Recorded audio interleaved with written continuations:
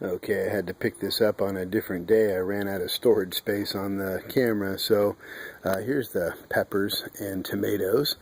I got the cayennes.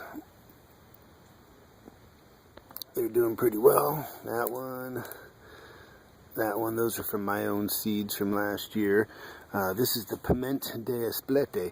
Gosh, sorry about the sunlight. I got the sun coming up behind these guys. These are the ones that are supposed to be dried, ground up, and it turns into your paprika. So the piment de esplete. Pretty nice sized pepper. Not too many on the plant. Again, we got some severe drought conditions going on here in California. We haven't gotten but a couple of inches of rain in 4 months, so just watering with the hose is all we can do, and it's really affected the growing season here. Everything's about a month behind, literally. This is the Peter pepper.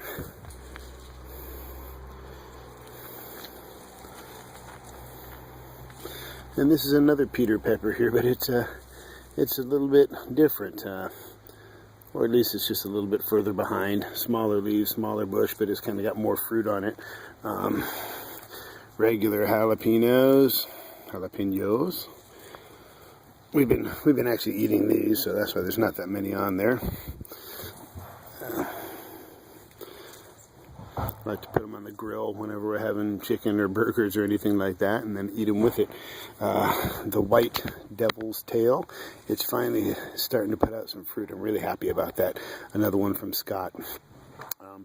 It takes a long time to grow the hot peppers here. As mentioned in every single one of my videos, we have such cool evenings with fog and all that. It really slows things down. The Bohemian goat. A lot of blooms dropping. I think that's also another result of the cold nights. But these in the buckets did a lot better than what were in the ground as far as size. But the ones in the ground are producing a little earlier. Here's the fish pepper. Cool looking pepper, look at that.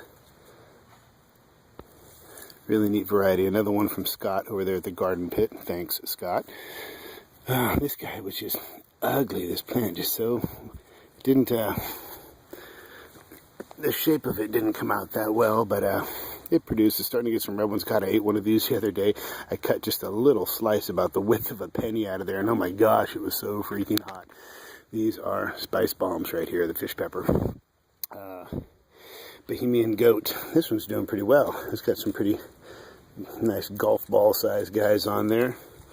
But you can see it's starting to turn orange. I haven't grown this one before. Another one from Scott. Bohemian goat. Look at how wrinkly, funky looking fruit on there. Those guys are going to be spice bombs too, I bet. And these are two more of the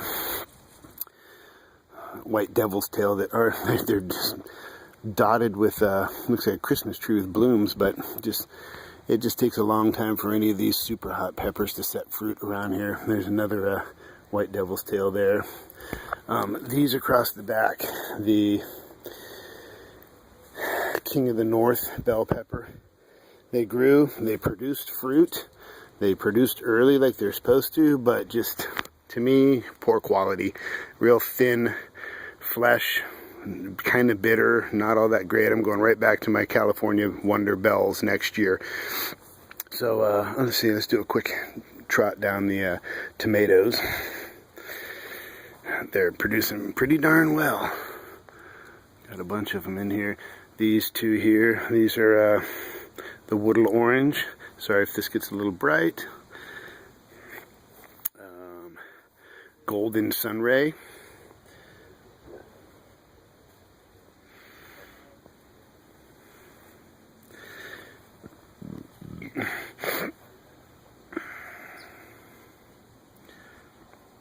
And let me see, these are these are golden. These are two plants kind of together. You see how I single stem them. I'll show you in the background there too. There's some golden sunray mixed in there, but these big guys, those are the gold medal. I was thinking those were just going to be my cruddy ones for the year, but they're, again, the bigger tomatoes take a long time to happen around here, and they're finally starting to happen. There's a big boy down here. That guy's got to be over a pound by now. Cherokee purple tomatoes. We've already started eating off of these two. That's why there doesn't look like very many on these. We've started harvesting, but crazy looking cracks on them. They produced pretty well this year. There's another big one in there. These, they're kind of cracked because this branch I'm actually letting go to get as ripe as can be, because I'm going to save the seeds off of that one. I kind of marked it with a little tag so none of the family members would take from that. But that's the Sweetie cherry tomato. That one's all the way to the top of the 8-footer, going up over the top there. A couple Sweeties. And these I really dug on. The Blueberries by Wild Boar Farms. Blueberries tomato.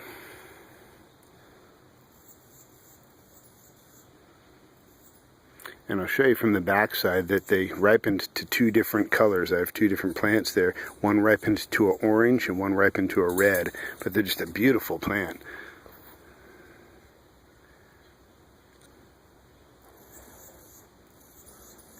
I'm going to bring you around to the other side real quick. Let's get Bo in for a cameo. Boo boo. She's so sad. Oh, yeah. Sorry for the shakiness here. You can kind of see, give you a little bit longer shot of how I got those strung up on those 8-footers. There's that big one. Starting to put some color to it, but let me show you on these. So here's the blueberry variety that ripens to, oh gosh, I don't know if there's going to be enough sunlight there. See if I can push, there we go, push it into the sun. So those are ripening to an orange color. You can see right under the top. I'm actually going to pop one of these off because those are the ones I'm going to save for seeds. I'll pop this one off.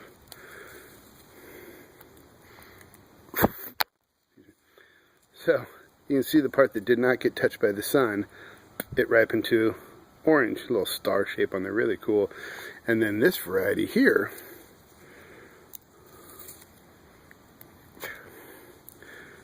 see if I can put them next to each other.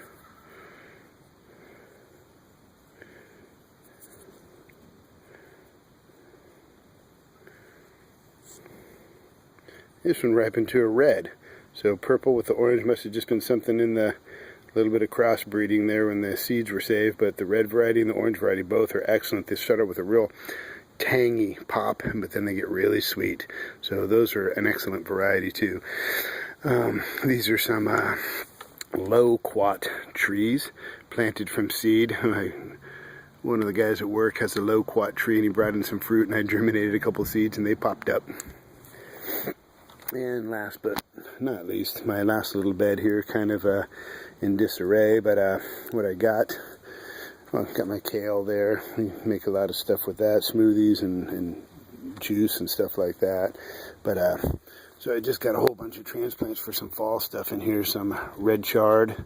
These are all butter lettuce, bok choy. No, let's see here. These 2 are collard greens, and these 3 are bok choy. So those will all be going in here, filling in this back spot down here, this whole section here, and all of this will have some nice greens, hopefully, that we'll be able to harvest before fall. So this is kind of just some little junk stuff left over here. Anyway, guys, thanks for watching. I appreciate any and all of you that watch my videos, and please leave a comment if you like. Subscribe if you like, and I appreciate you guys watching, and hopefully your gardens are growing well. Thanks, guys.